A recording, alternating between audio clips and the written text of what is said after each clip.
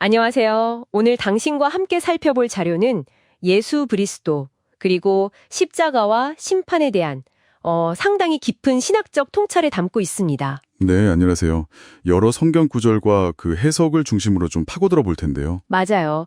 이번 딥다이브는 그래서 좀 흥미로운 질문에서 시작해 볼까 해요. 그러니까 어떻게 그 십자가라는 극단적인 약함, 또 고통이 궁극적인 권세, 심지어 창조의 완성으로까지 이어질 수 있었을까?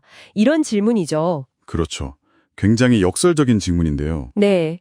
그래서 이 자료들이 제시하는 답을 한번 십자가 자체의 의미부터 시작해서 심판의 역할, 또 하나님의 설득 방식, 그리고 예수님이 최종적으로 뭘 얻으셨는지 이런 것들을 통해서 같이 파헤쳐 보겠습니다. 좋습니다. 자, 한번 풀어볼까요? 먼저 자료들이 딱 강조하는 게 십자가가 그냥 뭐랄까 단순한 처형, 그 이상이라는 점이에요. 네, 맞습니다. 특히 제2위 하나님, 그러니까 창조주께서 스스로 피조물이 되셔서 직접 지셨기 때문에 그 의미가 생긴다. 이렇게 설명하는데요. 네. 여기서 스스로를 비우셨다는 표현이 나오잖아요. 이 자료들에서는 이걸 구체적으로 어떤 의미가 해석하고 있나요? 단순히 인간이 되셨다는 것 이상으로 그 비움의 핵심을 뭐라고 보는 거죠? 네, 아주 중요한 질문이신데요. 여기서 스스로를 비우셨다. 그러니까 케노시스라고 하죠. 이게 그냥 인간의 형상을 입으셨다. 이걸 넘어서요. 아, 그 이상이군요. 네. 창조주로서의 어떤 영광이나 권능을 스스로 자발적으로 제약하셨다는 의미로 이 자료들은 설명해요. 스스로 제약하셨다. 그렇죠. 이 비움이 있었기에 정말 피조물의 자리에서 그 고통을 온전히 겪으실 수 있었던 거고, 바로 이 지점에서 십자가의 핵심 의미가 확 드러나는 거죠. 아하. 창조주가 피조물의 고통, 심지어 죽음까지 직접 감당하셨다. 이걸 통해서 하나님의 그 무한한 사랑, 동시에 또 엄중한 공의를 가장 극적으로 보여주셨다는 겁니다. 사랑과 공의를 동시에요? 네, 이게 바로 죄 문제를 해결하고 사탄의 영향력 같은 걸 무력화하고 궁극적으로는 창조를 완성하기 위한 하나님의 미리 계획된 수단이었다. 이렇게 강조하고 있습니다. 창조주가 피조물이 되어 고통받는다는 개념. 와, 정말 강렬한데요? 십자가가 그렇게 하나님의 사랑과 공의를 드러내는 엄청난 사건이라면 이게 심판이라는 어떻게 보면 좀 차갑게 느껴질 수도 있는 개념과는 또 어떻게 연결되는 걸까요? 네, 그렇죠. 좀 다른 느낌이죠. 네, 자로들은 또 아버지께서 심판 권한을 아들에게 전부 넘기셨다 이렇게 지적하잖아요. 요한복음 5장 22절. 그 이유는 뭘까요? 왜 아들에게 다 맡기셨을까요? 이게 또 흥미로운 연결 지점인데요. 자료는 바로 다음 구절, 요한복음 5장 23절을 근거로 들어요.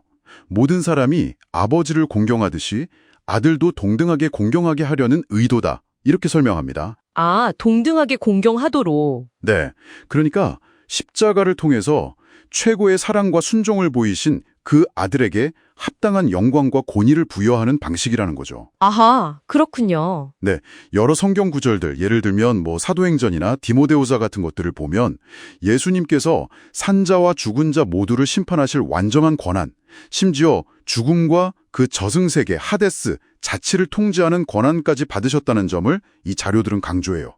계시록 1장 18절에도 나오죠. 죽음과 음부의 열쇠를 가지셨다. 그렇죠. 이 모든 권한이 결국 십자가의 순종을 통해서 얻으신 결과다. 이런 맥락으로 보고 있습니다. 최종 심판 때 그 책들, 생명책 포함해서요. 거기에 기록된 대로 각자 행위에 따라 심판받는다는 계시록의 묘사도 결국 이 권위의 실행을 보여주는 거고요. 아들을 공경하게 하려는 의도라는 건 이제 알겠습니다. 그런데 또 하나님께서 피조물에게 자유의지를 주셨고 강압이 아닌 사랑으로 관계 맺기를 원하신다는 점도 자료에서 계속 강조되잖아요. 네, 아주 중요하게 다루죠. 특히 심판조차도 피조물들에게 그 필요성을 먼저 납득시킨다는 개념이 전 특히 인상 깊었어요. 앞서 말씀하신 십자가를 통한 설득과 이 납득은 어떻게 연결되는 건가요? 좀 더 설명해 주실 수 있을까요? 네, 바로 그 지점이 이 자료들의 핵심 주장 중 하나라고 볼 수 있습니다. 하나님은 뭐랄까, 힘으로 강제하는 그런 통치자가 아니시라는 거죠. 네? 십자가에서 보여주신 그 자기희생적인 사랑과 공의, 이걸 통해서 피조물들의 마음을 얻고 그들이 자발적으로 하나님을 사랑하고 따르도록 설득하신다는 거예요. 아, 설득이군요. 강압이 아니라. 그렇죠. 그래서 이 납득의 과정이 중요한 이유는 자유의지를 가진 존재는 언제든 돌아설 수 있기 때문이죠. 그렇죠. 따라서 왜 죄가 문제인지, 왜 구원이 필요하고 또 심판이 불가피한지를 그 십자가의 사랑 안에서 이해시키는 과정이 필수적이다. 이런 관점입니다. 힘이 아니라 사랑으로 설득해서 얻는 자발적 순종. 이게 진짜 관계고 또 이게 자유의지를 완성하는 방식이다. 이렇게 보는 거죠. 그렇군요. 십자가는 하나님의 설득 방법이고 심판은 그 십자가를 통과하신 아들에게 주어진 권위군요. 정리가 되네요. 네, 맞습니다. 그렇다면 결국 이 모든 과정, 특히 십자가라는 그 극심한 고난과 죽음을 통해서 예수님께서는 최종적으로 무엇을 얻으신 걸까요? 자료에 따르면 예수님은 그 십자가 순종을 통해서 첫째로 영공을 받으십니다. 요한복음 17장에 잘 나오죠. 영광이요? 네, 그리고 결정적으로 하늘과 땅의 모든 권세, 그러니까 시공간 우주 전체를 아버지로부터 상속받으시는 것으로 묘사돼요. 마태복음 28장 18절이죠. 상속받으신다. 네, 여기서 중요한 개념이 하나님의 이름을 상속받는다는 건데요. 빌립보서 2장에도 나오죠. 이게 그냥 명칭이 아니라 하나님의 보좌, 통치권, 심판권을 다 포함하는 실질적인 권위를 의미하는 겁니다. 아, 실질적인 권위? 그렇죠. 이 상속받은 권세로 예수님은 당신의 우주 안에서 죄와 관련된 모든 것, 즉 죽음과 음부, 하데스마저도 결국 불못에 던져서 최종적으로 심판하심으로써 하나님의 창조 목적을 완성하신다? 이렇게 설명합니다. 와, 그러니까 십자가의 그 약함이 궁극적인 통치권과 창조 완성으로 이어진다는 정말 놀라운 역설이죠. 정말 그렇네요. 오늘 딥다이브를 좀 정리해보면 이 자료들은 십자가를 그냥 단순한 죽음으로 보는 게 아니라 하나님의 사랑과 공의가 딱 만나고 죄 문제가 해결되고 또 피조물을 강압이 아니라 사랑으로 설득하고 궁극적으로는 창조가 완성되는 핵심적인 하나님의 방법으로 제시하고 있는 거네요. 네, 정확합니다. 그리고 이 십자가의 길을 통해서 예수 그리스도께서 모든 권세와 심판권을 상속받아서 우주의 통치자가 되셨다. 이런 이야기고요. 맞습니다. 결국 힘이 아닌 사랑, 특히 자기 자신을 내어주는 그 극단적인 희생을 통한 사랑이야말로 자유의지를 가진 존재들을 진정으로 이끌고 죽음의 권세마저 깨트리는 궁극적인 힘이다. 권위의 원천이다. 이걸 보여주는 해석인 거죠. 네. 하나님은 강함이 아니라 어쩌면 그 사랑으로 당신의 전능하심을 증명하신다.